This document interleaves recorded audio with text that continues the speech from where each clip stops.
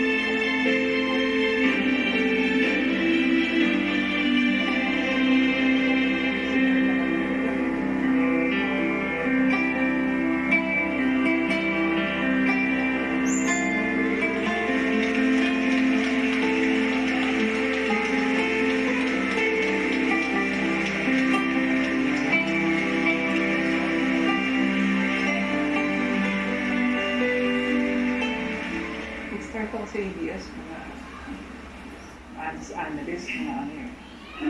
Hindi parang mga 2 years na yun. On the part of the Senate, the joint session is called to order. On the part of the House of Representatives, the joint session is called to order. Please rise for the singing of the Philippine National Anthem, to be led by the Samiwang Singers of Ilocos Norte. Bayang magiliw, pero silanganan, alam ng puso, sa bitin mo'y buhay. Lupang hinirang, ngunit ka ng magiging, sa manlulupi, di ka masisingin, sa dagat at tunog sa sinuyo, sa langit mabaha, may nilagang tula at awit sa paglayang minamahal. Ang isip ng matawad mo'y tamo, ay nanagninig, ang bituin na taraw ng kailan, pang may magdidilim, lupa ng araw na ay ating kong sinta, may langit sa piling mo. Aming ligaya na pa ay mga api, ang mamatay ng dahil sa'yo.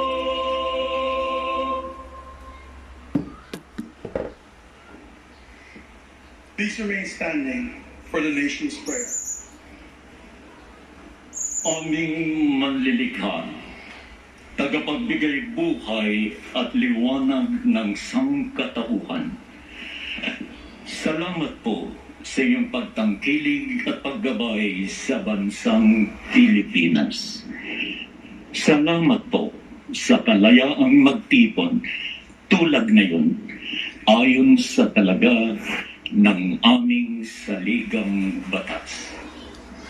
Salamat po na kami dahil sa kabayanihan, pagsisikap at sakripisyo ng aming mga ninuno at mga bayani ay nabuo upang maging isang bansa at isang malayang demokratikong republika. Walhamdulillahi Rabbil Alamin.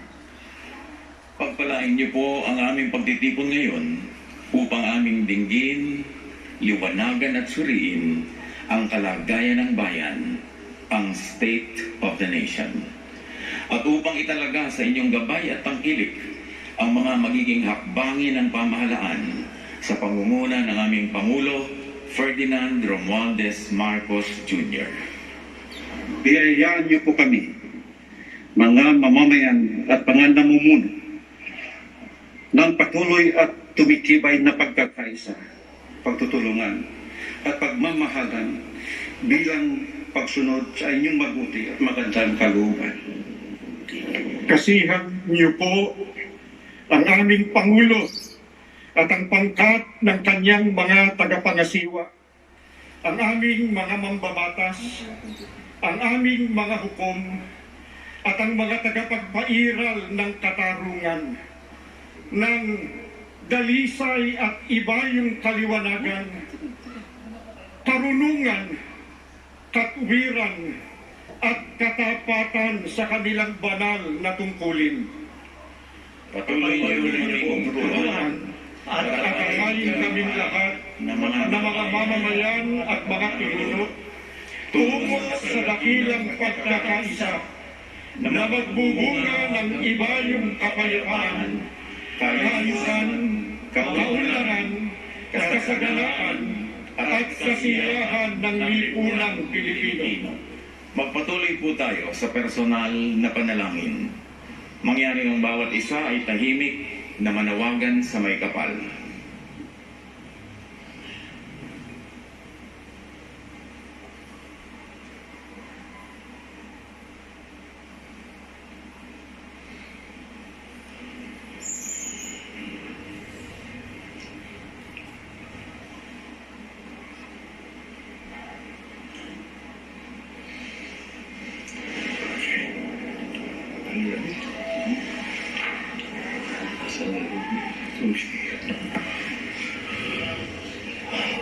Ladies and gentlemen, honorable members of the Congress of the Philippines, His Excellency Ferdinand Romualdez Marcos Jr., President of the Republic of the Philippines.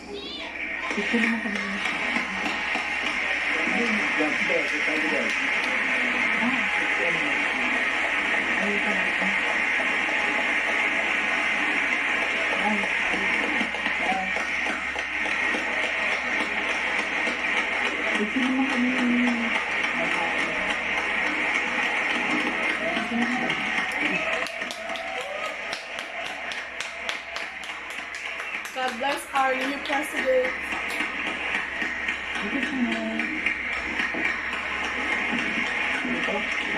Vice President Sara Zimmerman Duterte, former Presidents Joseph Ejercito Estrada, Gloria Macapagal Arroyo, and Rodrigo Roa Duterte, Senate President Juan Miguel Zubiri, and the honorable members of the Senate, House Speaker Ferdinand Martin Romualdez, and the honorable members of the House of Representatives, Chief Justice Alexander Gesmundo, and the honorable justices of the Supreme Court, the Apostolic Nuncio, Most Reverend Charles John Brown, and the esteemed members of the Diplomatic Corps, the honorable members of the Cabinet, our First Lady, Luis Araneta Marcos, and our children,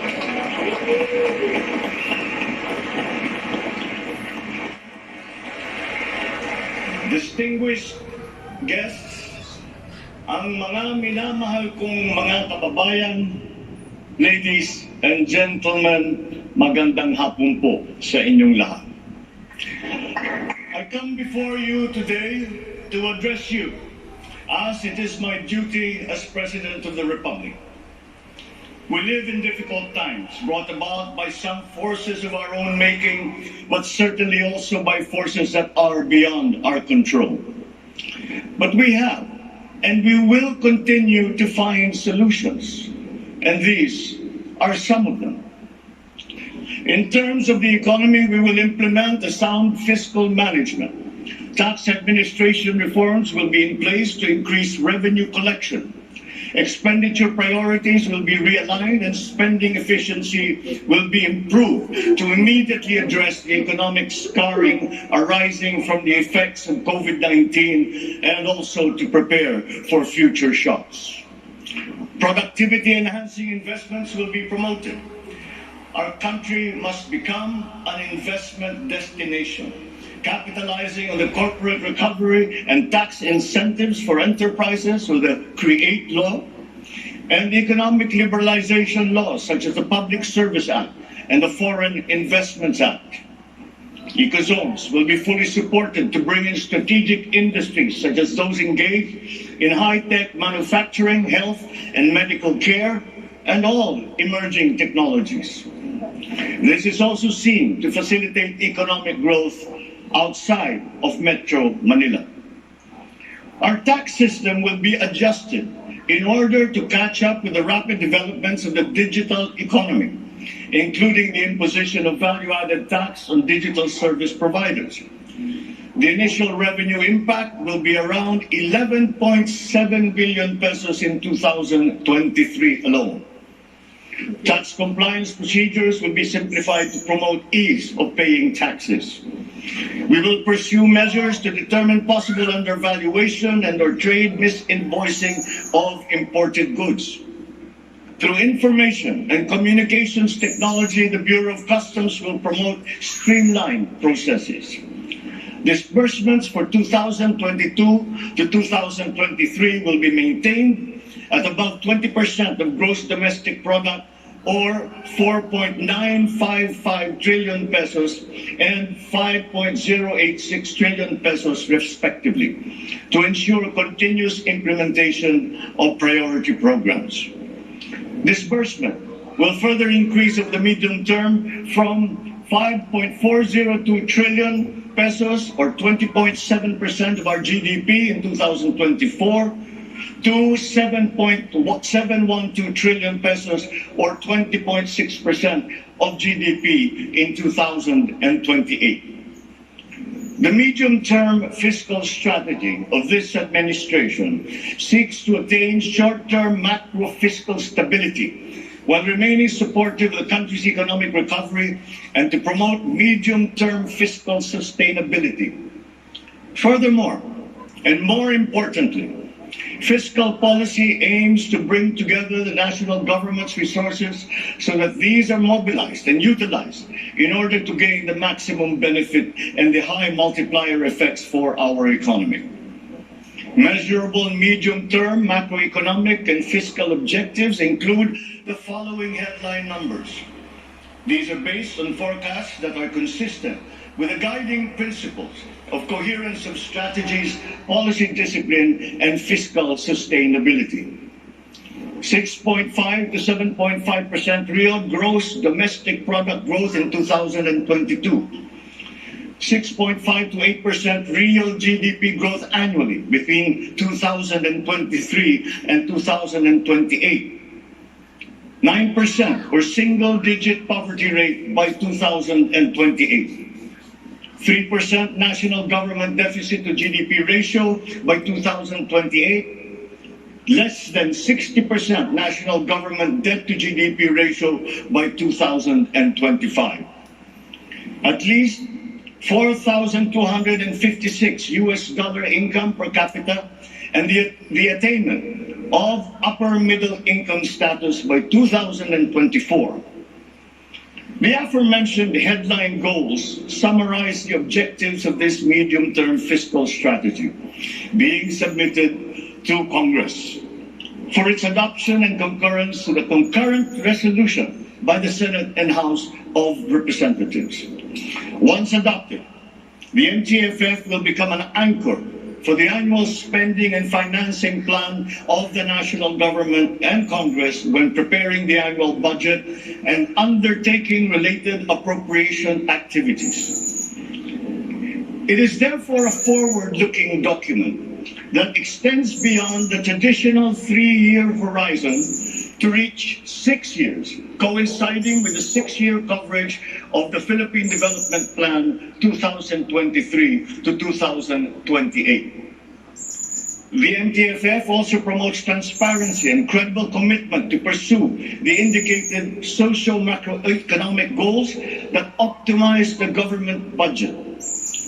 Medium-term growth targets and the assumptions regarding key macroeconomic variables underpin the medium-term fiscal plan.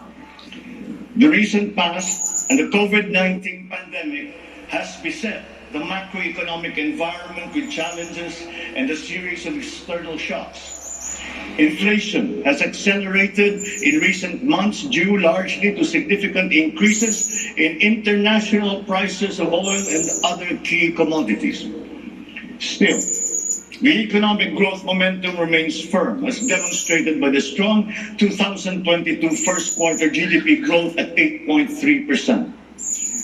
However, the recovery process from the impact of the pandemic is still ongoing, amid elevated uncertainty in the international economic environment.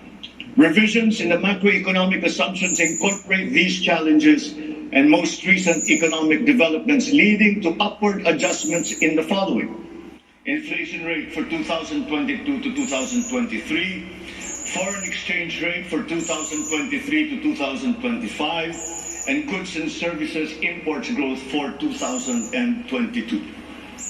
The economy is expected to grow by 6.5 to 7.5% this year as we continue to reopen the economy while considering the recent external developments. In the first quarter alone, GDP saw an increase in household consumption and private investments, along with a robust manufacturing industry, high vaccination rate, improved healthcare capacity, and an upward trend in tourism and employment.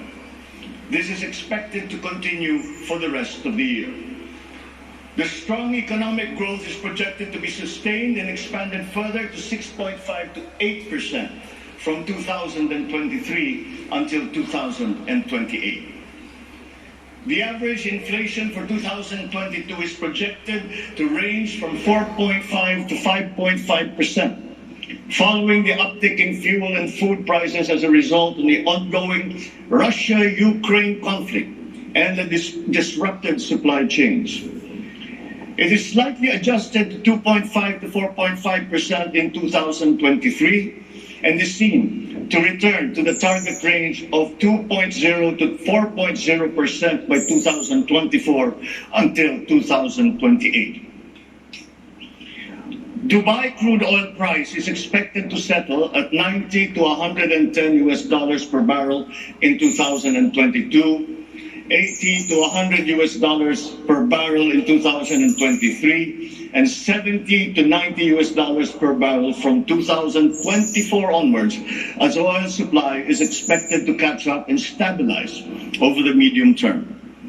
The Philippine peso is projected to average between 51 to 53 pesos per US dollar in 2022 and 51 to 55 pesos per US dollar from 2023 onwards due to aggressive monetary policy tightening by the US Federal Reserve, market aversion amid the Russian-Ukraine conflict, and again, increased global oil prices.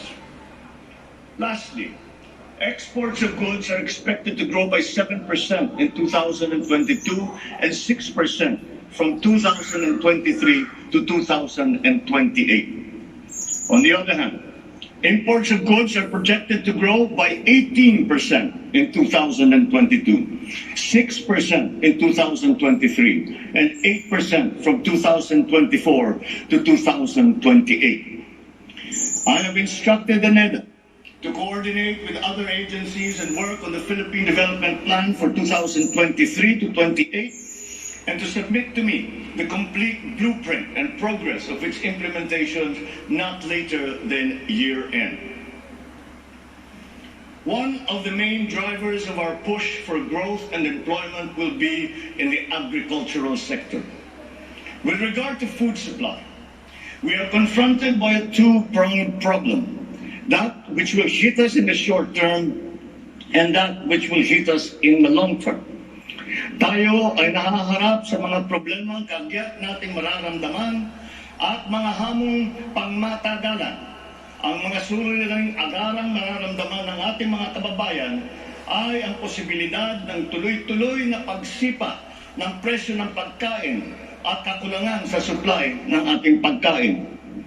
Upang masuportahan ang mabimili para mapanatili ang kanilang purchasing power o kapangyarihan sa pagbili, isinapinal ng Department of Agriculture ang planong taasan ang produksyon sa susunod na panahon ng pagtanim o planting season sa pamamagitan ng tulong pinansyal at teknikal.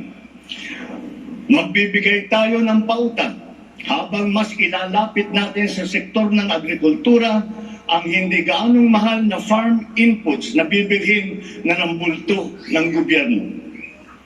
Kabilang dito ang abono, pestisidyo, mga punla, feeds, fuel subsidy at ayuda para sa mga karapat-dapat na benepisyaryo. Para sa pangmatagalang solusyon, itataas natin ang produksyon ng mga kalakal at produktong pang-agrikultura. At para magawa ito, pagtitibayan natin ang tinatawag na value chain na nagsisimula sa mga magsasaka hanggang sa mga namimili. May mga bahagi ng value chain na sa ngayon ay kanya-kanya ang operasyon. Pagtibayan natin ang koordinasyon ng iba't ibang bahagi nito.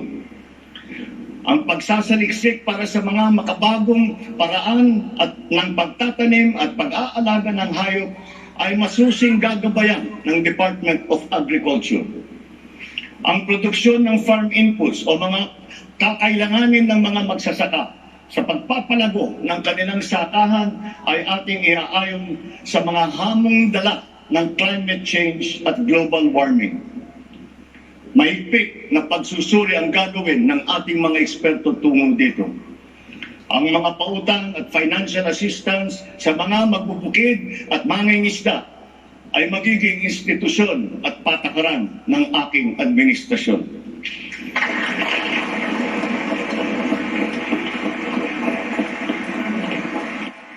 Ipapaprioridad natin ang modernisasyon ng mga sakahan sa pamamagitan ng mga makabagong teknolohiya para sa ating mga magsasaka. Ating palalawakin ang mga palaisdaan, babuyan at manukan. Lahat ng ito gagamitan ng siyensya para tumaas ang produksyong agrikultural. Yes.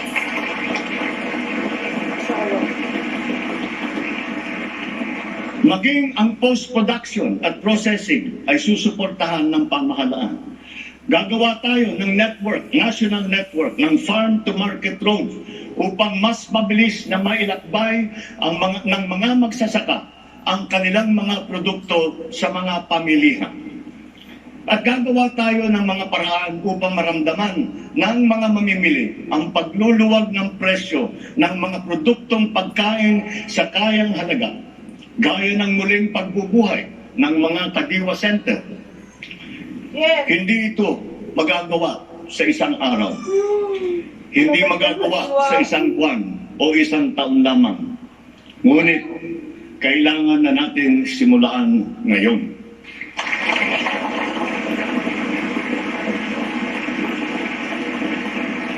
Ang Agrarian Reform Program ay dapat magpatuloy. Agrarian reform is not only about acquisition, but also about support services and distribution. To assist this, I intend to issue an executive order to impose a one-year moratorium on the payment of land amortization and interest payments.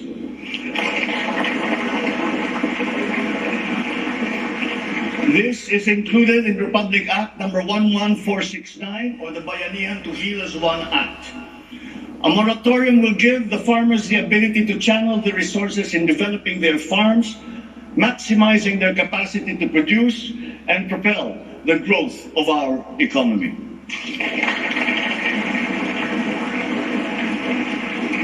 Civil society organizations also support this. because it will unburden the farmers of their dues and be able to focus on improving farm productivity. Congress must also pass a law that will emancipate the agrarian reform beneficiaries from the agrarian reform debt burden, thereby amending Section 26 of Republic Act 6657. In this law, the loans of agrarian reform beneficiaries with unpaid amortization and interest shall be condoned.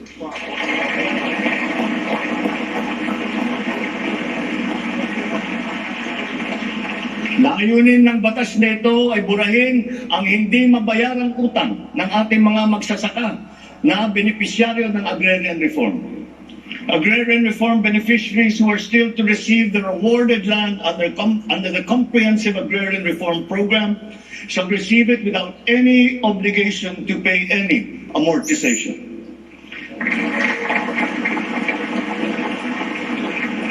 The condonation of the existing agrarian reform loan will cover the amount of 58.125 billion pesos, benefiting 654,000 agrarian reform beneficiaries and involving a total of 1.18 million hectares of awarded lands.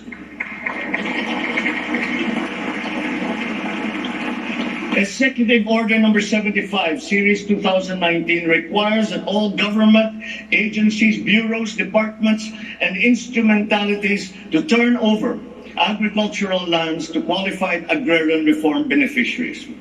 At present, we have a total of 52,000 hectares of unused agricultural lands of the government, which shall now be used for distribution to the following sectors in accordance with Section 40 of the Republic Act number 6657 as amended. Thus, landless war veterans, landless surviving spouse and orphans of war veterans, landless retirees of the Armed Forces of the Philippines and the Philippine National Police. Agricultural lands acquired under this program will be given to graduates of college degrees in agriculture who are landless.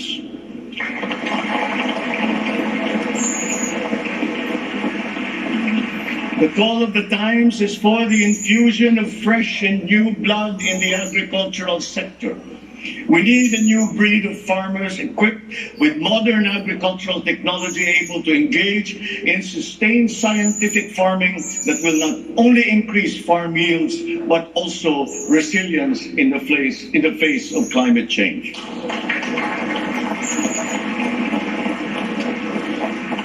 They say that each brand has a story. As for the Filipino brand, ours is deeply rooted in our rich cultural heritage, and the tourism sector plays an invaluable role in the promotion of the Filipino brand.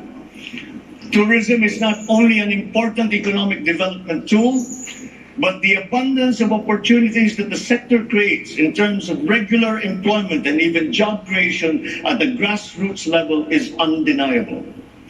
To boost our tourism industry, we will first and foremost make basic developments, such as road improvements for easier access to tourism spots. We will also upgrade our airports and create more international airports to help decongest the bottleneck in the Manila airport. We will also make it more convenient for travelers to go around the country, even to remote areas, to help promote undiscovered tourist spots. This program will be led by the Department of Tourism together with the Department of Public Works and Highways.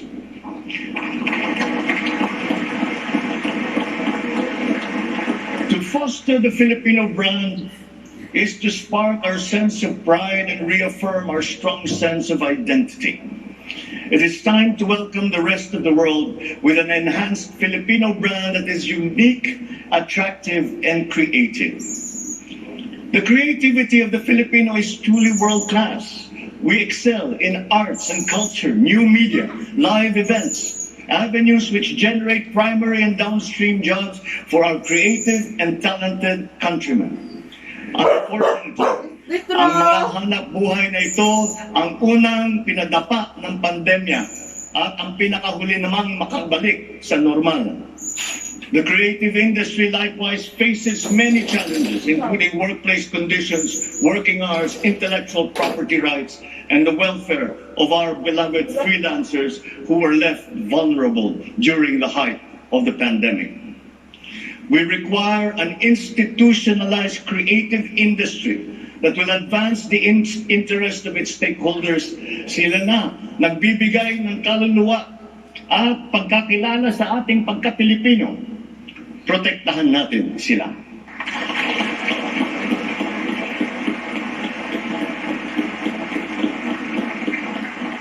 The Department of Social Welfare and Development has a large part to play in all of this.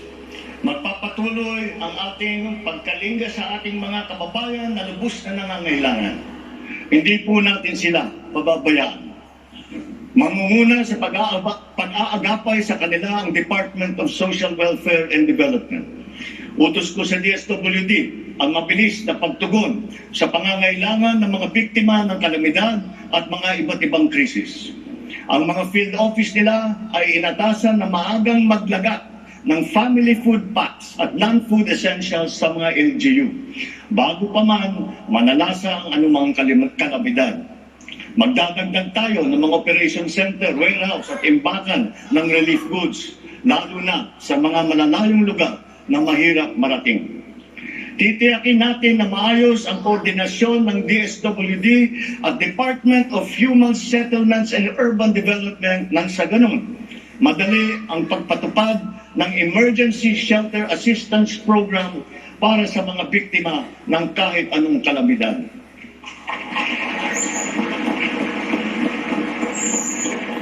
Pagtitibayan pa natin ang komprehensibong programang Assistance to Individuals in Crisis Situation o ang ating tinatawag na AIDS para may parating ang tulong sa mas maraming biktima. Hindi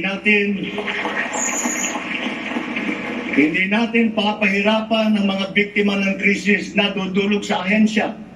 Gagawin nating simple ang proseso ng paghingi at pagparating ng tulong. Dahil hindi naman dapat dinadagdagan pa ang hirap ng nararanasan ng ating mga mamamayan. Upang matiyak na mapupunta sa kwalipikadong mga pamilya ang tulong na pamahalaan sa pamamagitan na 4Ps o Pantawid Pamilya Pilipino Program, titiyakin natin na malilinis ang listahan ng benepisyaryo.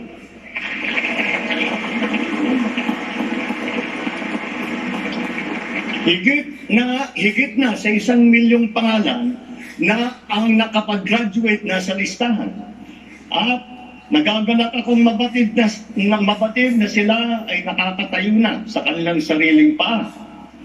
Kaugnay nito ay inutusan ko ang DSWD na pag-ibayuhin pa ang pagrepaso ng listahan upang maitutok ang pamimigay ng sapat na ayuda sa mga lubos na nangangailangang pamilya. Magpapatuloy ang supplemental feeding program para sa mga bata sa child development centers at supervised neighborhood play at lalo pa nating palalawakin sa taong 2023.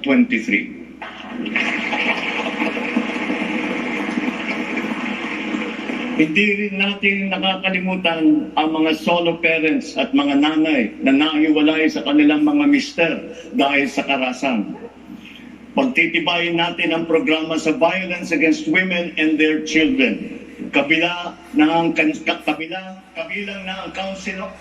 para sa mga biktima, katuwang ang ating mga LGU.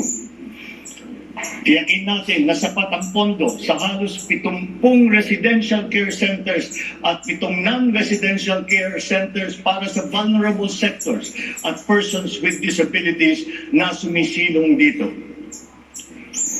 Sa ating sitwasyon ng pangkalusugan, nariyan pa rin ang banta ng COVID-19.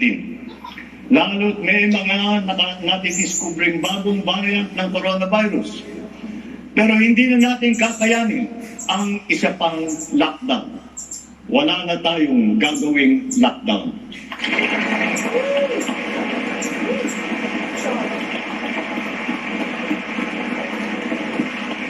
Dapat natin balansehin ng maayos ang kalusugan at kapakanan ng ating mga mamamayan sa isang banda at ang ekonomiya naman sa kabilang banda.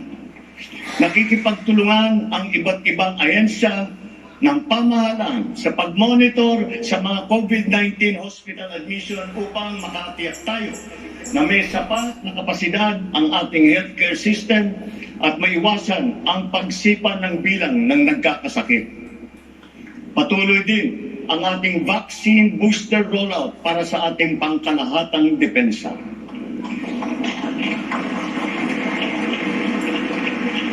Sa ganitong paraan, kahit pa tumaas muli ang bilang ng mga COVID cases, mananatiling mababa ang bilang ng mga maospital at bilang ng mga namamatay. Sa pamamagitan nito, unti-unti rin tayong masasanay na nariyan ang virus pero hindi na seryoso ang banta sa ating buhay. Iaayon natin ang ating mga health protocols sa kung ano ang ating pangangailangan sa paglipas ng panahon at lalo pang iibayuhin ang kooperasyon kasama ang pribadong sektor upang tumas pa ang kumpiyansa ng mga mamumunuhan nang sa gayon ay bumalik na tayo sa full capacity, lalo-lalo na ang ating mga negosyo.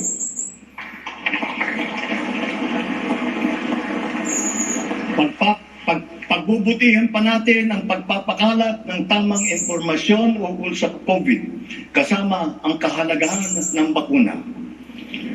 Mananatili muna sa ngayon ang alert level system natin. Pinapag-aralan natin ang ibang paraan ng klasifikasyon upang mas babagay sa kasalukuyang sitwasyon, lalong-lalo na sa pagbabago ng COVID. Sa pakikipagtulungan ng Kongreso, itatatag natin ang ating sariling Center for Disease Control and Prevention at ang isang Vaccine Institute.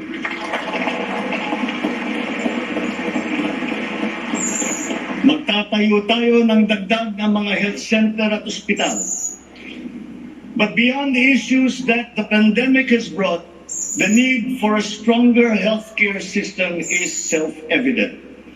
We must bring services, medical services to the people and not wait for them to come to our hospitals and healthcare centers. Napakinabangan natin ng gusto ang malalaking specialty hospital gaya ng Heart Center, Lung Center, Children's Hospital at National Kidney and Transplant Institute. Kaya maliwanag na hindi lang dapat dito sa National Capital Region kundi maging sa ibang parte ng bansa.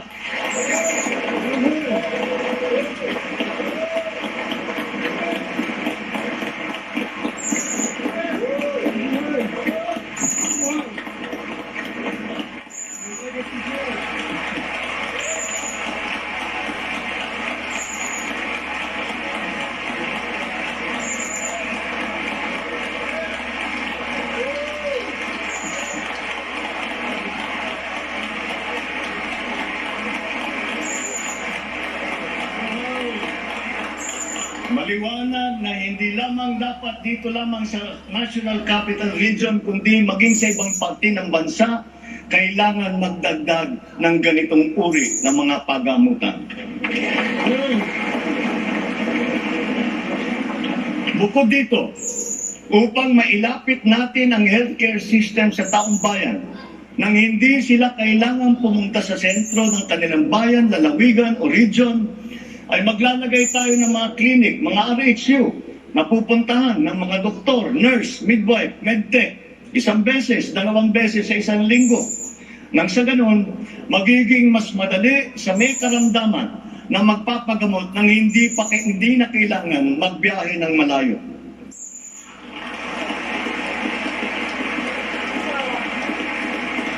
One of the cornerstones of a strong healthcare system is the provision of competent and efficient medical professionals. We will exert all efforts to improve the welfare of our doctors, our nurses, and other medical frontliners. Dapat din tayong magkaroon ng sapat na supply ng gamot na kinakailangan sa pang-araw-araw ng ating mga mamamayan. Sinimulan ko na ang pakikipag-usap sa mga kumpanya ng gamot dito sa Pilipinas at sa ibang bansa. Hinihikayat natin na buksan nila ang merkado upang bumaba ang presyo ng gamot. Yes. Amen.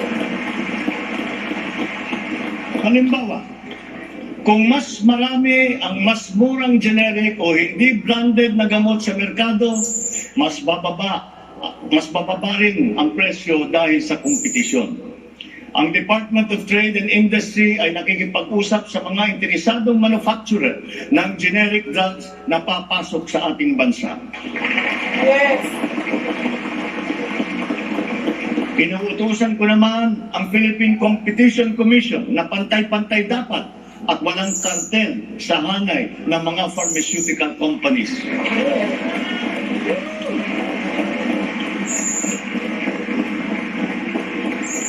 Dahil kapag bukas ang merkado, bababa ang presyo ng gamot para mapakinabangan ng ating mga mamamayan. This is one of the hard lessons that we learned when the pandemic struck, and therefore we must act on that shortcoming.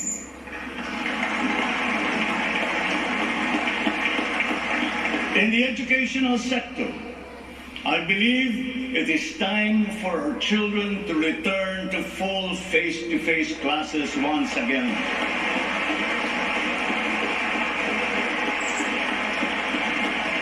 The Department of Education, led by our highly able Vice President Sara Duterte, is now preparing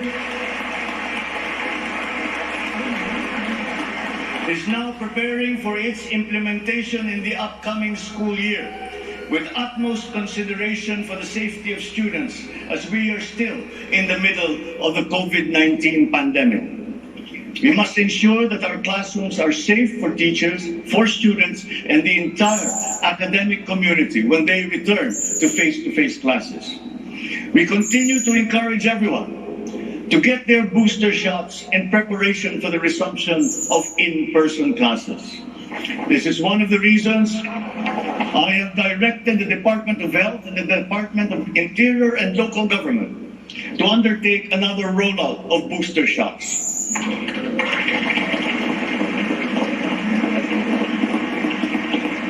The condition and availability of schoolrooms for our students must also be addressed, again, in coordination with the Department of Public Works and Highways. Though some complications have arisen over the question of repair of school buildings in relation to the Mandanas-Garcia ruling, this will be ironed out. We have been in discussion with local government leaders, governors, and mayors in the last few weeks to determine with the LGUs what is actually practicable, what functions belong to the LGUs, and what belong to the national government. There have also been lengthy discussions on the continuation and viability of the K-12 school system. We are giving this careful review, and all necessary inputs and points of view are now being considered. In the longer term, we are instituting a program of refresher courses and retrainings for our teachers so they can stay abreast of the rapid growth in technology, especially in this post-pandemic world. As for the horror stories that we have heard about the poor quality of educational materials and supplies that are being given to our schools, this must end.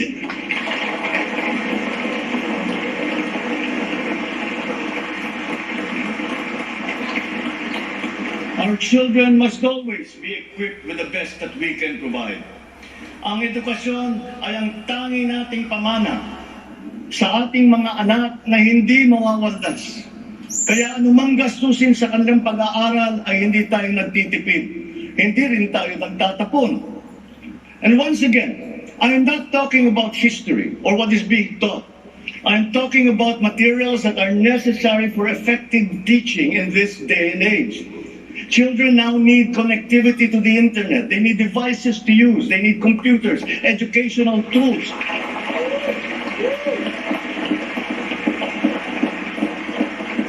So that they might participate fully in the digital community here and abroad. We must do better in the international rankings, especially when it comes to the so-called STEM subjects: science, technology, engineering, and mathematics. These skills, this knowledge, are necessary for our young people to be able to compete in a highly technological and competitive world. The raw talent is there in our young people. It is up to our educational system to develop and to refine that great pool of talent.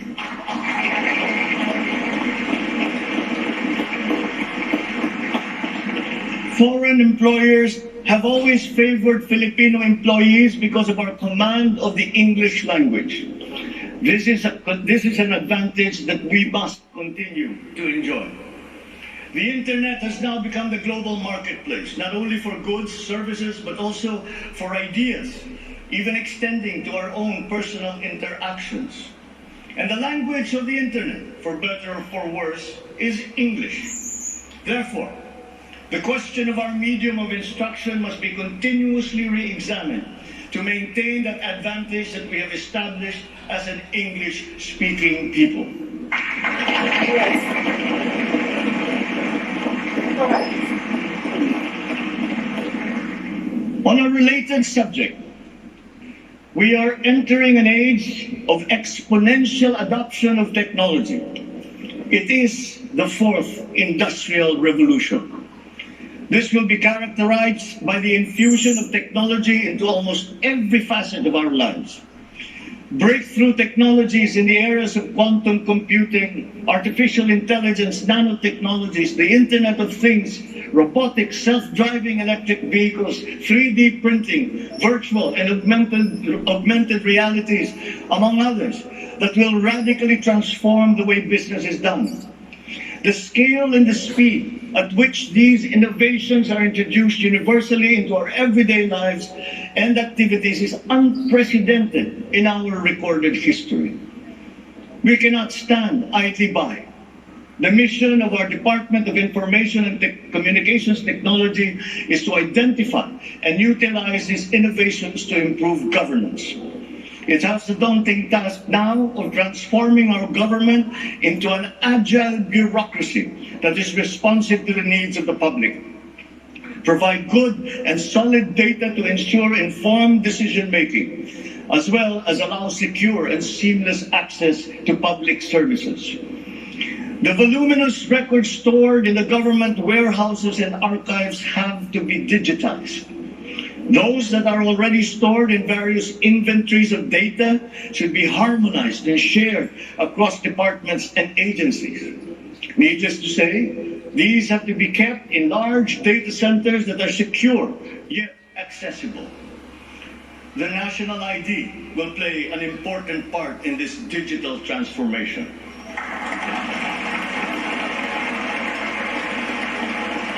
For citizens to be able to seamlessly transact with government, their identity must be easily verifiable.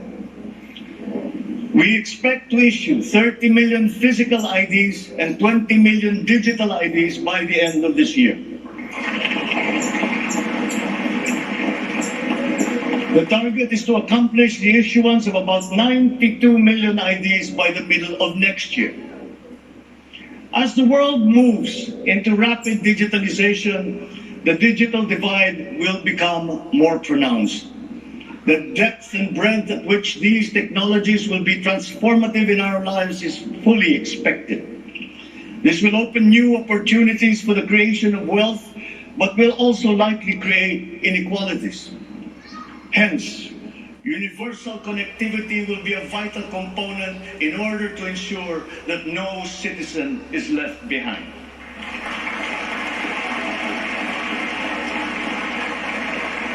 I have therefore tasked the DICT to deploy digital connectivity across our various islands. This will be done through the implementation of the National Broadband Plan, the Common Tower Program, connecting our geographically isolated and disadvantaged areas via our Broadband ng Masa project.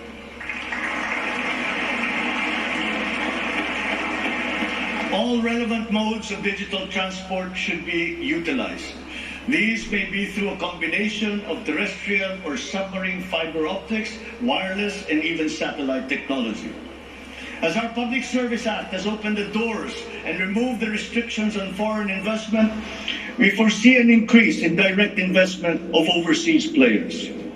This will translate into better quality, availability, and affordability of telecommunication services all over the country. We come now to infrastructure. The backbone of an economy is its infrastructure. The infrastructure program of the Duterte administration must not only continue, but wherever possible, be expanded.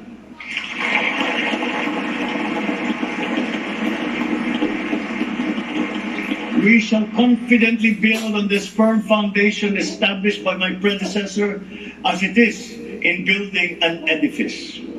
We must keep the momentum and aspire to build better, more. Necessarily, infrastructure development will remain a very high priority in our drive for growth and employment. Once again, I will not suspend any of the ongoing projects, as those have already been shown to be of benefit to the public that they serve.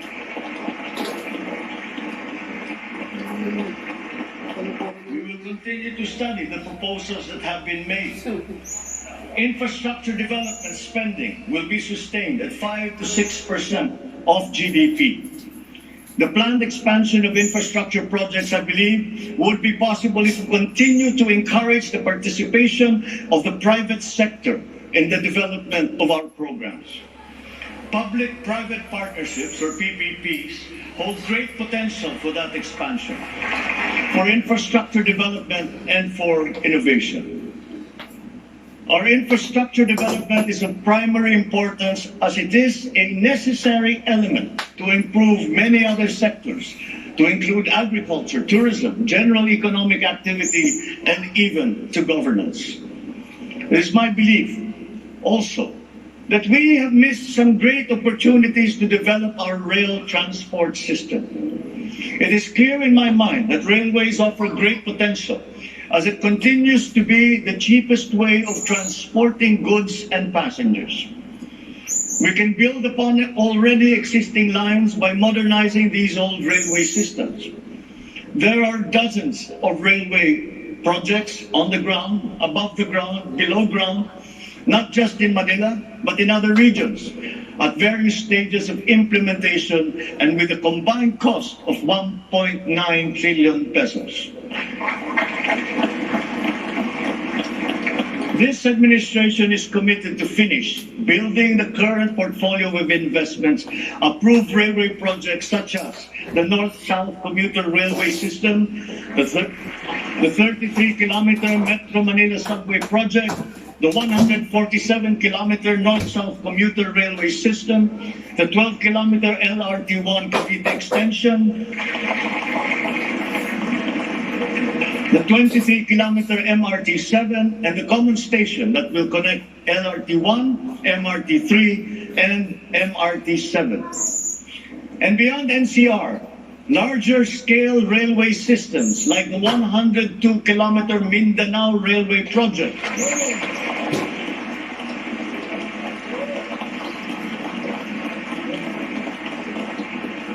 the Panay Railway Project,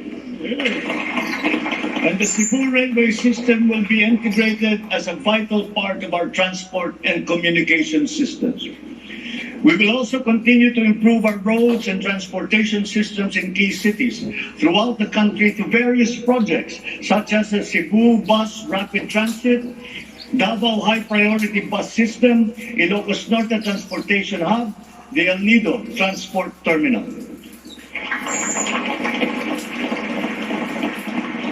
My order to the Department of Transportation, or DOTR, is really very simple. Full speed ahead.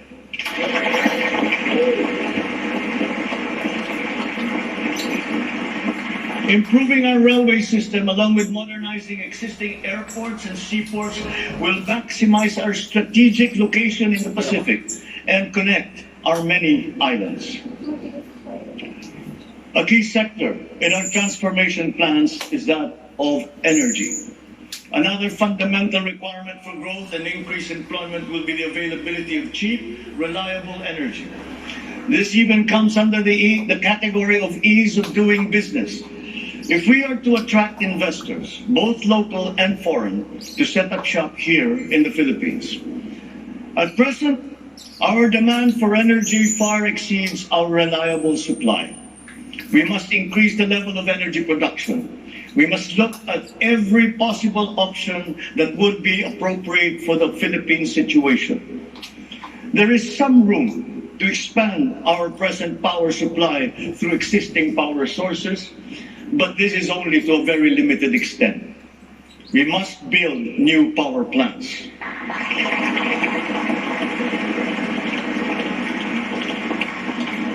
We must take advantage of all the best technology that is now available, especially in the areas of renewable energy.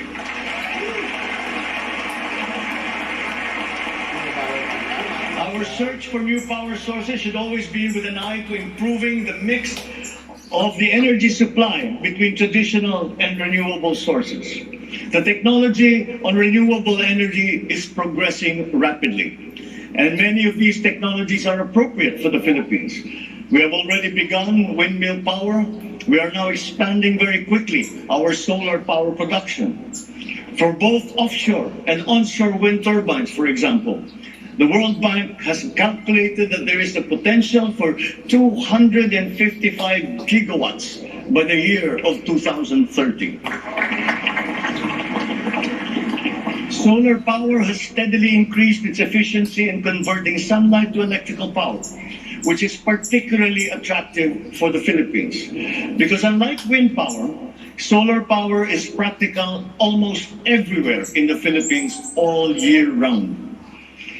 In the move to lowering our carbon footprint caused by energy production, our advancement to renewables will have a lead time. In the interim, natural gas will hold the key. We will provide investment incentives by clarifying the uncertain policy in upstream gas, particularly in the area close to Malampayan. This requires clarification of the processes and review of service contracts policy.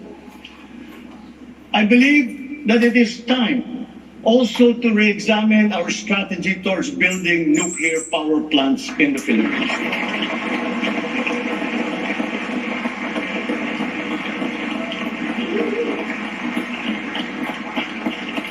We will comply, of course, with the International Atomic Energy Agency regulations for nuclear power plants as they have been strengthened after Fukushima.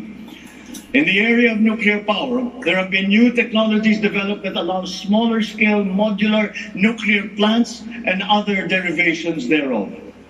Once again, PPPs will play a part in support as funding in this period is limited.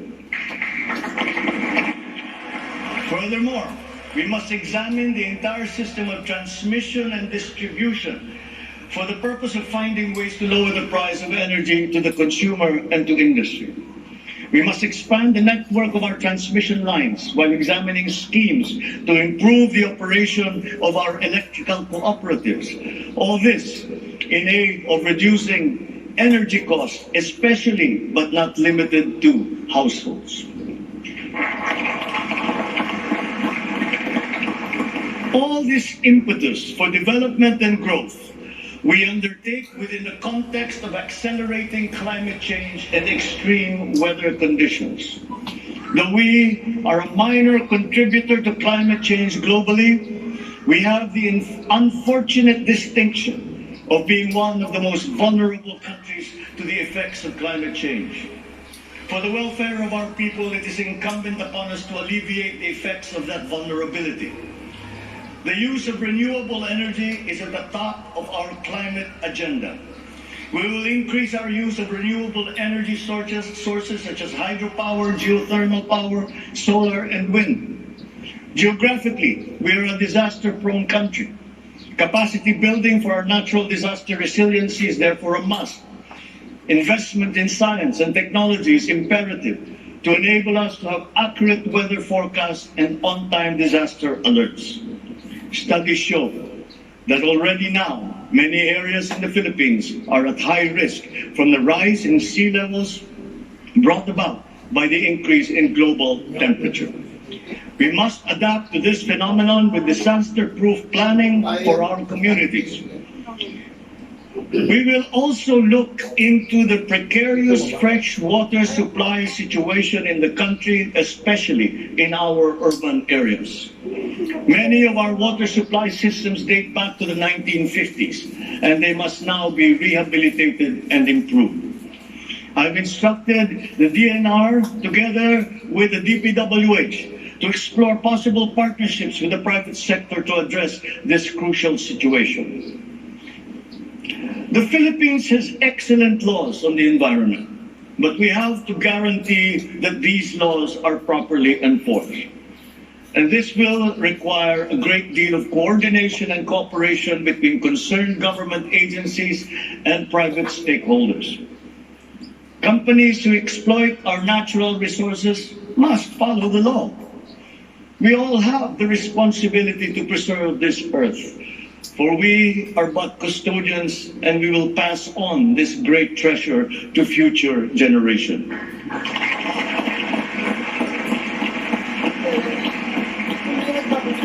There is no question that the preservation of the environment is the preservation of life.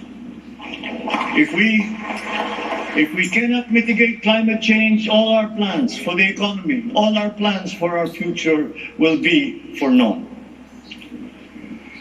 Bawat Pilipino sa ibayong dagat na nagsasakripisyong lisanin ang kanyang pamilya sa Pilipinas upang maghanap buhay ay nararapat lamang magkaroon ng pamahalang natatawag nilang tahanan habang nasa ibang bayan. Ito ang papel na gagampanan ng kagawaran ng manggagawang mandarayuhan o Department of Migrant Workers matapos itong ideklara bilang ganap na ahensya ng gobyerno ng isang taon. Ang kagawaran ito ang magsisilbing kanlungan ng ating mga kababayan sa gitna ng mundong walang kasiguruhan at mahigpit na kompetisyon. Ito ang maglalatag sa kanila ng mga oportunidad. Titiyak na ang kanilang mga hanap buhay ay tugma sa kanilang mga kasanayan.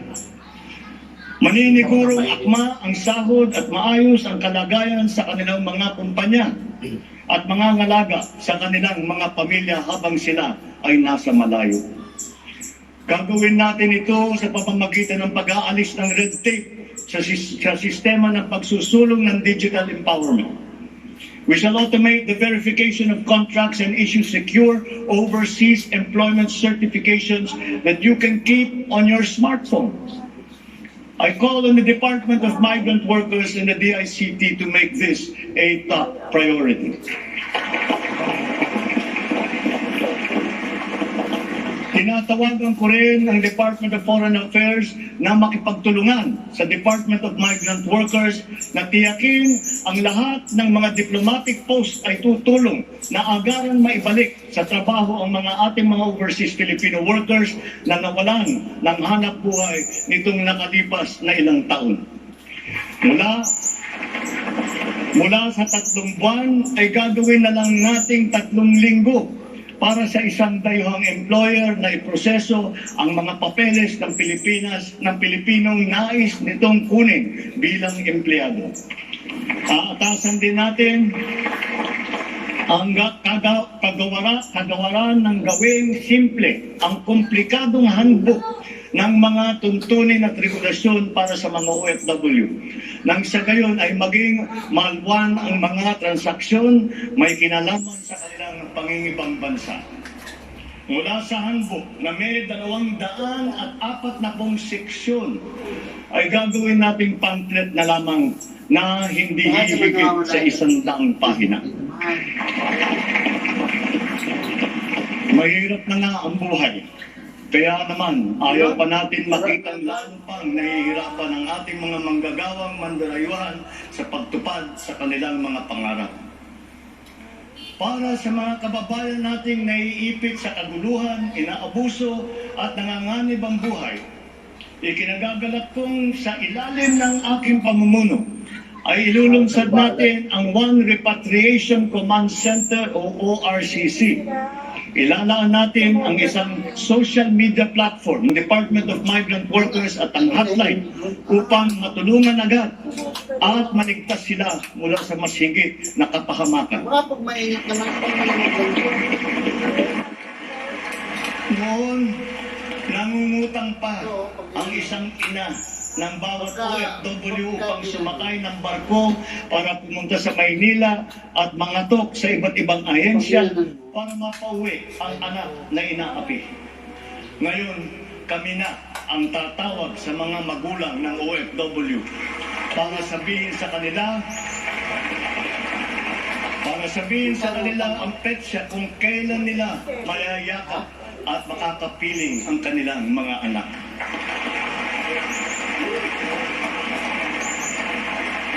Sa kasalukuyan ay nakikipag-ugnayan tayo sa pamahalaan ng Saudi Arabia upang buksan muli ang deployment.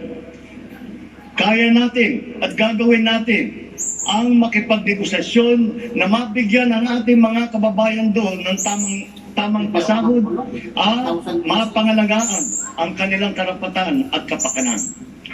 Muli natin patitibayin ang respeto at pagkakaibigan ng ating dalawang bansa tulad ng namamagitan sa ating ama sa kanilang hari.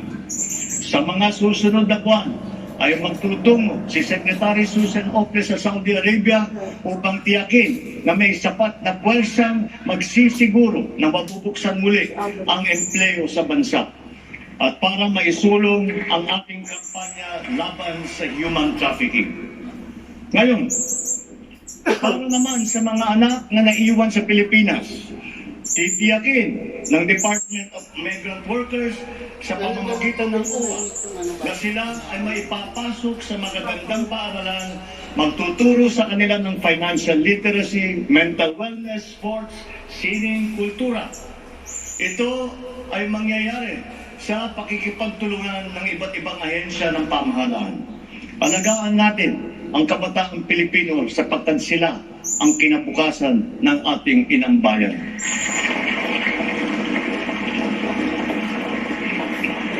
Sa ating mga kababayan na nasa ibang bansa, you deserve a home in government.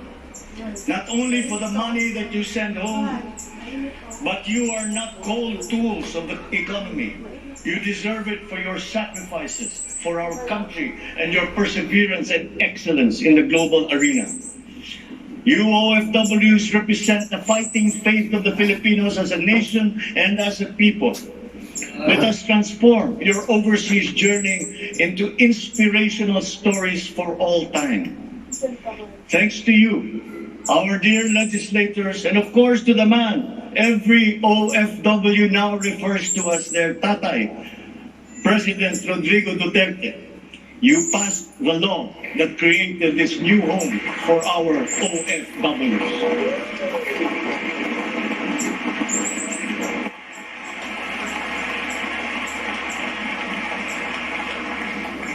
On the area of foreign policy, I will not preside over any process that will abandon even 1 square inch of territory of the Republic of the Philippines to any foreign power.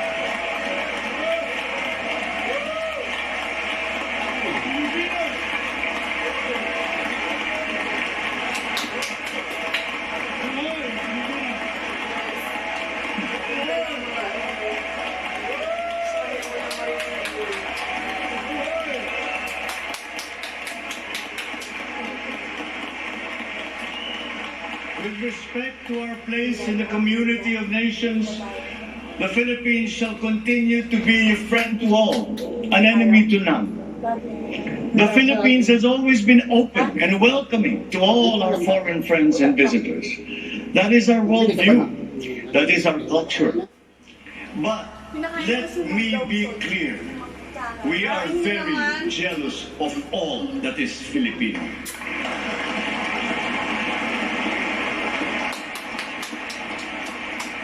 We will be a good neighbor. always looking for ways to collaborate and cooperate with the end goal of mutually beneficial outcomes. If we agree, we will cooperate and we will work together. And if we differ, let us talk some more until we develop a consensus. After all, that is the Filipino way. But we will not waver. We will stand firm in our independent foreign policy with the national interest as our primordial guide. Meron yan lang ganyan lang pa, kung sa kanya lang mga tipo. We commit to maintaining good relations with the rest of the world. As a matter of fact, it is my sincere belief that the need for strong bonds and collaboration among nations emerges in the direst of times, such as in a pandemic. The partnerships and alliances that we make with all will provide stability that all nations will need as we emerge into this new global economy. The Philippines will continue to promote stronger and multifaceted relationships with all our partners around the world. We are, in fact, grateful for the messages of support and offers of help that we have received from many of our friends in the international community.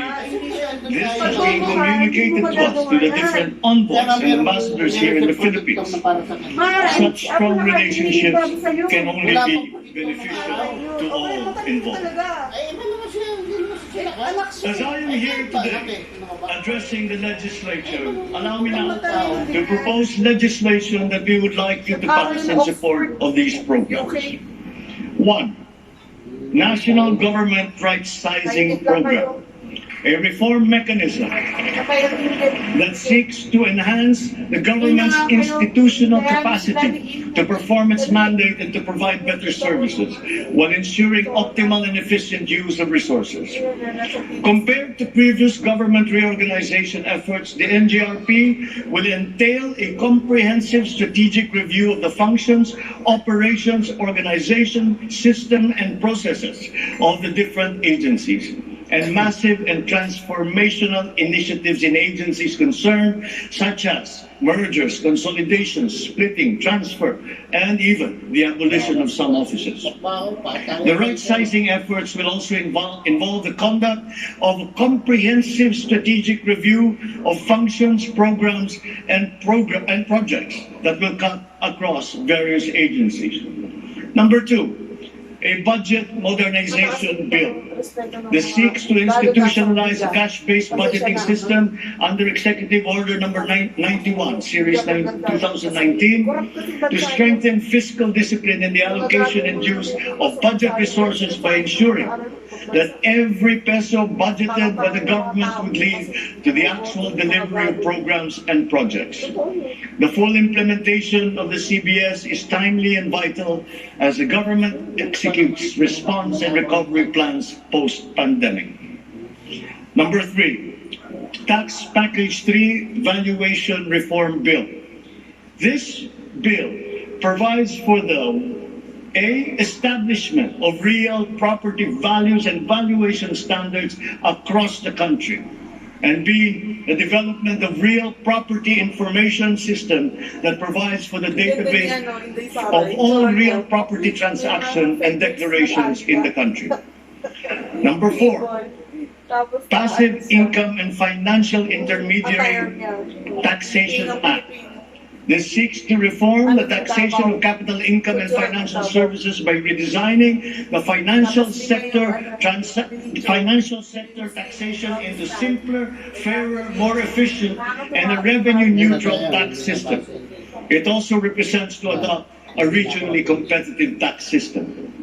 Number 5, E-Government Act, which provides for the establishment of the e-government master plan, which shall cover all e-government services and processes. Number 6, the Internet Transaction Act, or e-commerce law, which aims to establish an effective regulation of commercial activities through the Internet or electronic means to ensure that consumer rights and data privacy are protected, innovation is encouraged, fair advertising practices and competition are promoted. Online transactions are secured, intellectual property rights are protected, and product standards and safety are observed. Daddy, Number hindi 7, na tayo. Dali, ayan. government financial institutions unify initiatives to distressed enterprises for economic recovery. This seeks to provide financial assistance to distressed enterprises critical to economic recovery through programs and initiatives to be implemented by the Land Bank of the Philippines, the Development Bank of the Philippines, and the Philippine Guarantee Corporation for purposes of addressing liquidity or solvency problems of MSMEs and strategically important industries to encourage their continued operation and maintain employment.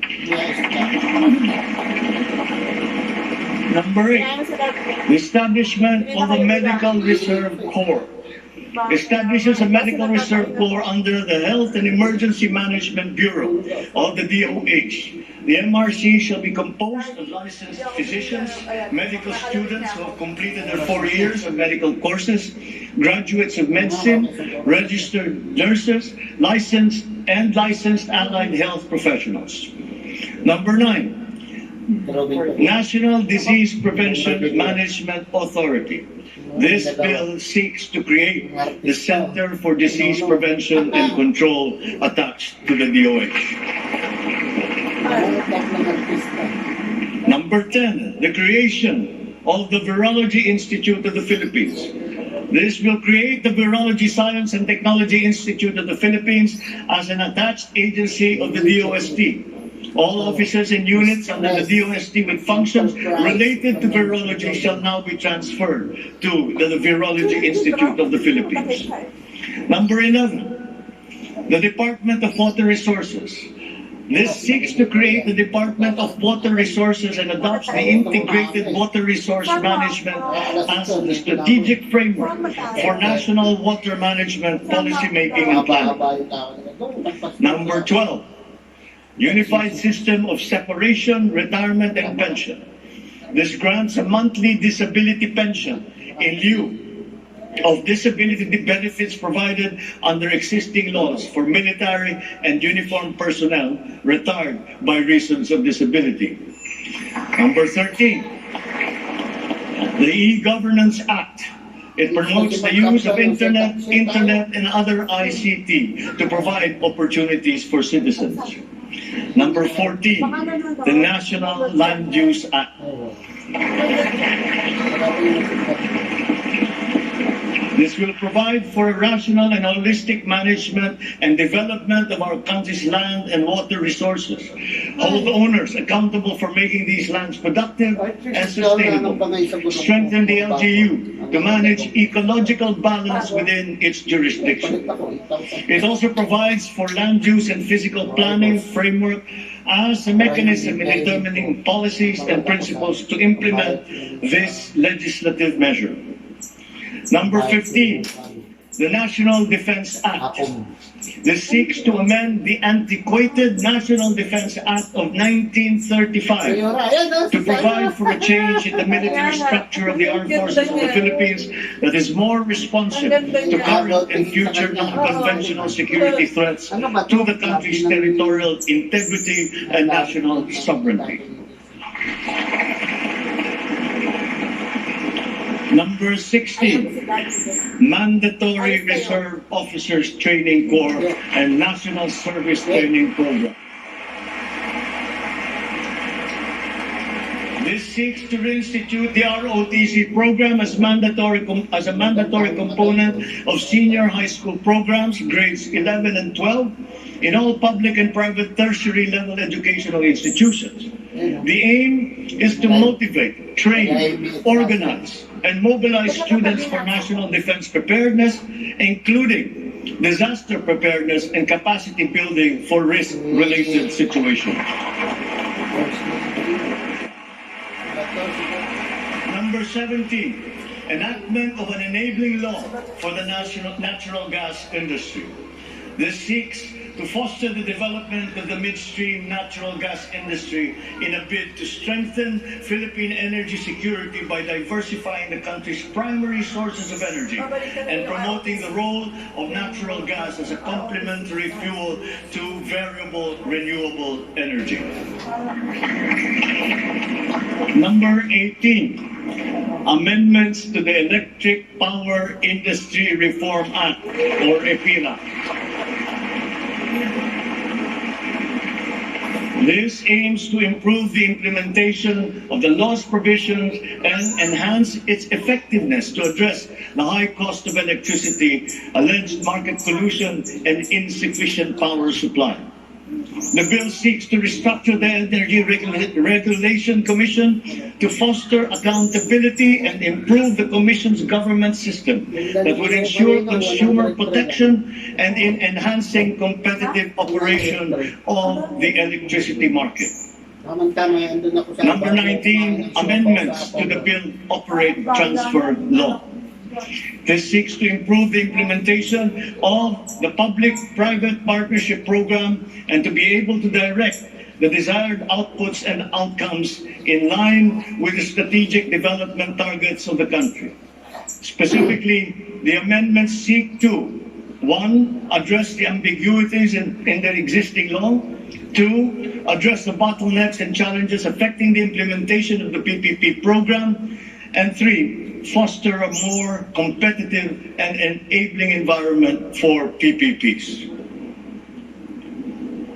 To my fellow Filipinos, ang aking mga minamahal na kababayan, batid ko na hindi madali ang ating pinagdaraanan sa nakaraang higit na 2 taon. Binabasa niya, ayan o. Alam ko rin na ang bawat isa sa inyo ay ginagawa ang lahat ng inyong makakaya upang patuloy na harapin ang lahat ng pagsubok sa kasalukuyan.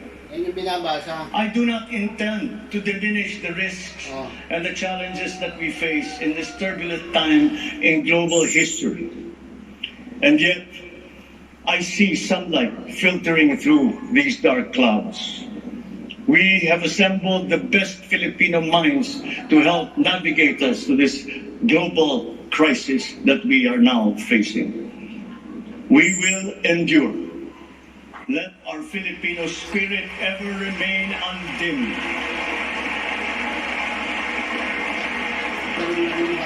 I know this in my mind. I know it in my heart. I know it in my very soul. The state of the nation is sound. Thank you and good afternoon. Marami pong salamat sa inyo.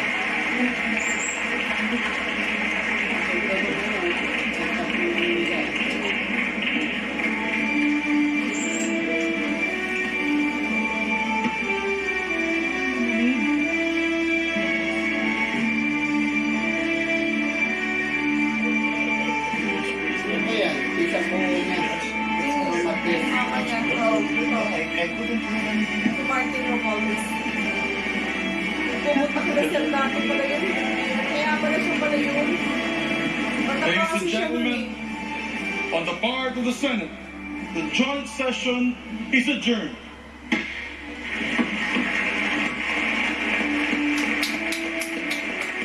On the part of the House of Representatives, the joint session is adjourned.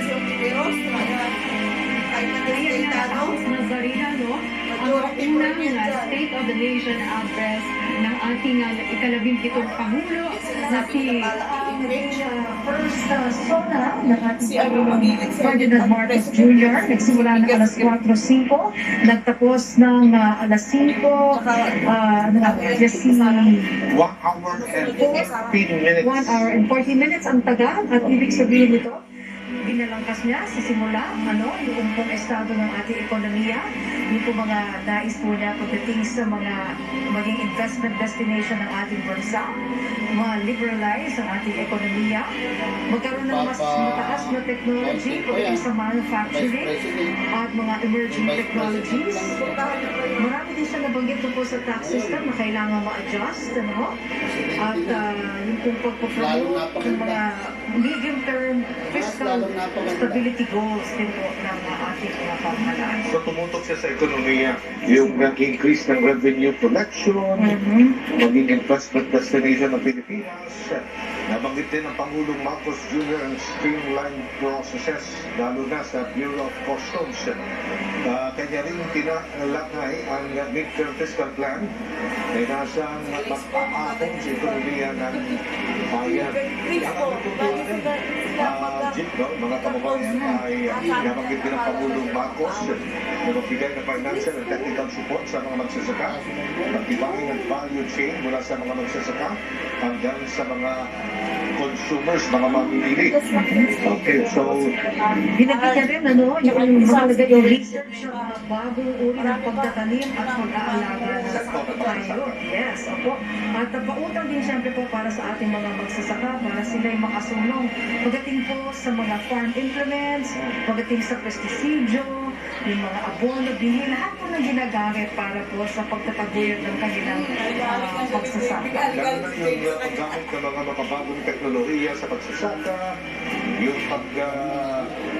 pagpapaitimpa ng farm-to-market roads, maximize ng capacity ng mga magsasaka na mag-produce. Kailangan nasimulan naman ito ngayon. Yung sustaining the scientific farming. And of course, yung agrarian reform, nabanggit din ng Pangulong Marcos na ibahagi ang agricultural land sa nararapat na mga beneficiaryo. At meron din siyang nabanggit na talagang pinalakpakan ng mga naririto. Ito hindi lang po yung acquisition ang dapat tutukan. Kailangan din magkaroon ng 1-year moratorium para magbigyan ng pagkakataong makabawi naman muna ang mga magsasaka. Dala na rin po ng pandemya. And for tourism, nabanggit din sa kanyang talupati ang importansya ng turismo upang bahagi ng economic development tool. Yung pag-ibig ng mga Pilipino sa kanya ng world-class, institutionalized na creative industry at mataktahan ang industriya. Ang task, mabilis na magbigay ng ayuda sa mga biktima ng kalamidad. Huwag pahirapan ang mga hihingi ng tulong, pabilisin ang proseso, linisin ang listahan ng copies, 1 milyon, mahigit, ang nakalista sa listahan ng copies, at napapagaitin pa ang mga programa on violence against children and women. At nabanggit din po niya ito nga pong patuloy na bantayan ng COVID, pero kanya pong sinabi na wala ng lockdown. Hindi na po tayo magla-lockdown. Ang kailangan po ay mabalanse ang kalusugan sa isang banda at ang ekonomiya naman din po sa kabilang banda. Tuloy ang pagbabakuna. Ayaw naman ang health protocol sa ating mga pangangailangan at ang pagpapatiling ng mga face mask. Ito maganda sila Mga booster yun. Wala na kasi ng face mask. Mga booster na. Pinalaksakan din po ito dahil kilala niyo po ang Heart Center ng Center Kidney Institute at yun po mga malalaking ospital, pero nandito po yan sa NCR. Kaya ang kanya pong naisin ay madala din po itong ganitong specialized hospitals nito sa iba pang mga region sa ating bansa. Kasama na ang pagtataguyod ng mga health services mga klinika na puli naman sinalakit sa mga ordinaryong mamamayan. Pababayin din ang presyo ng gamot. Ang DTI ay nakikipag-usap na sa mga Tawa nga ni Baby sa president na pumasok ng negosyo Ito ba yung kapatid ng motion? sa bansa para mapababa ang presyo nito. At napanggitin po niya ang pagpunta po sa edukasyon, panahon na para tayo po ay mag-connect sa face-to-face classes. But siyempre with consideration po sa pangsugat, pinagkasa, at yung po mga safety protocols pa rin po para sa mga estudyante. Kaya inulit niya ang kahalagahan ng vaccination at booster shots. Classrooms ay dapat safe sa mga teachers, sa mga estudyante, at the community magsasagawa ng refresher courses sa mga grupo. Ano dyan? Then, with less at yung mga bata ay dapat meron pong connectivity sa internet. Yes. At din, Angelo, ni Pangulong Marcos, ang diskusyon tungkol sa K-12 at kanila pong i-review ito, yung pros and cons nito, kung ano po talaga ang nararapat para sa ating mga estudyante. Sa DICT din, Department of Information and Communication Technology, ang task na Binyanan sa kanya, provide solid and comprehensive data na makatutulong po sa pag-come up with informed decision at the implementation ng National Broadband Plan para pumapagtibay pa ang connectivity sa internet. Lagi sila magkasama. Lagi sila magkalapit. Philippine National ID System ay maganda po ang target, ang binabanggitang target by next year ay sana 92 million na po ang makakuha po nito. Magkakaano sila, magkaan talaga sila alyansa. Ang ating ekonomiya, nagbibigyan po ng prioridad yung infrastructure projects.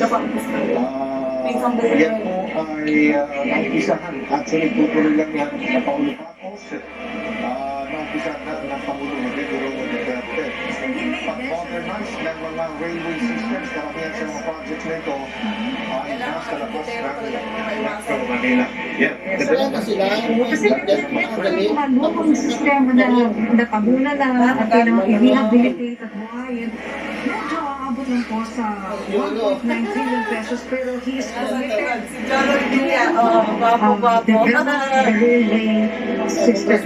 Kasi ito po yan, napakahalagang uri ng transportasyon na makikinabang po ang lahat. Sa energy naman ay i-increase pa yung level of energy production dahil mataas po ang demand. And we need to build grid power plants. Renewable energy is progressing rapidly.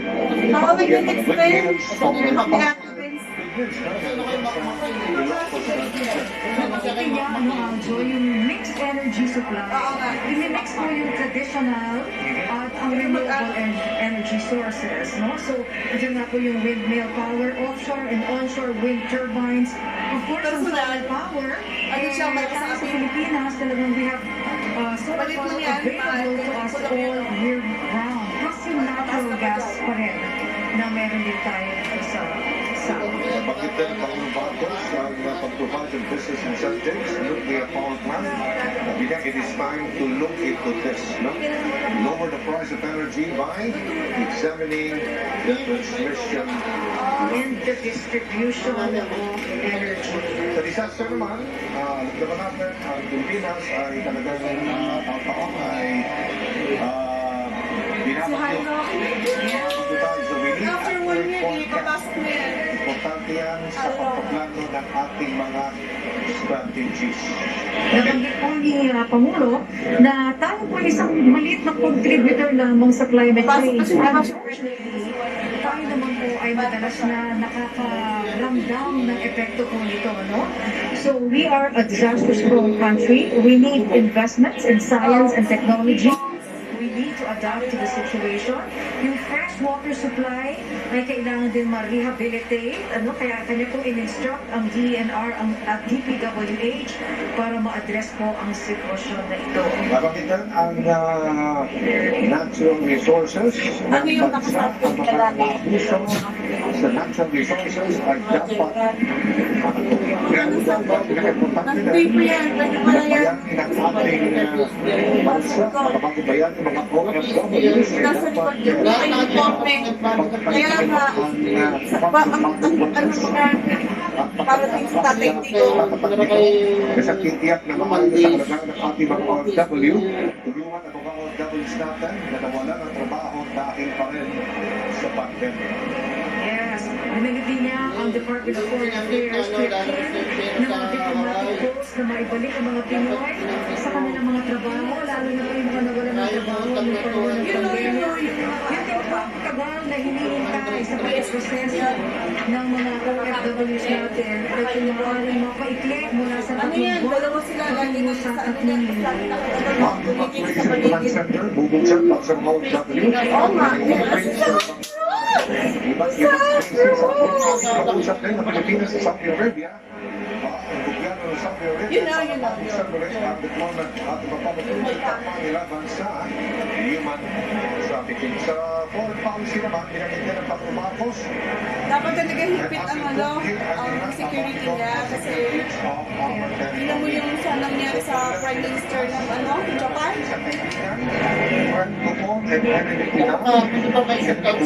Ayan o. We will talk some more until we reach a consensus. Nasa likod niya. Nasa likod niya, ha? Ayun nga, official nga, dalawa sila. Ang nagbibigay ng seguridad, hindi lang sa ating mundo, kundi sa buong mundo. And sabi ng pasalamat sa mga Marami yan. Ibo nga yan, mahal. Ang security niya, ibo. Ano naman noon? Yan, Mr. Martin. Kasi pati sa mga building na anuhan niya. Bawasan mo. Ang dami naman dito. Bawasan mo nga.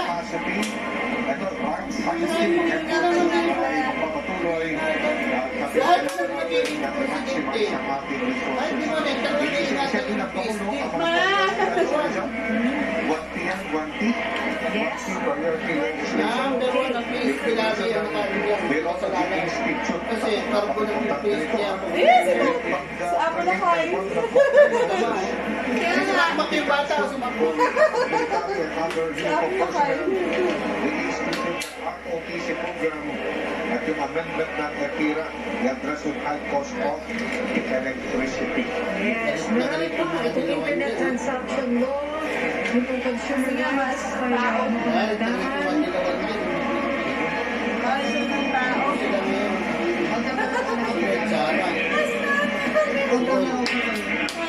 Sunod, Sara, presidente. At ni Sara, si Sandro. Ako, Sandro, ano na, yung Katabi na kami. plastic na. Hindi. Parang pa din. Binanggit natin din kanina na meron po mga legislative, yung mga bills, no? Yung mga panukanong batas na ni-recommend o sinuggest ni Pangulong Marcos Jr. para sa Kongreso at sa Senado. At ilan yun, Aljo? One thing, economic agenda, pero meron po ang mga sakpo. Pero one thing ko natin, development ng public infrastructure, physical or digital, na maabot natin yung mga barangay throughout the country, yung fiscal discipline.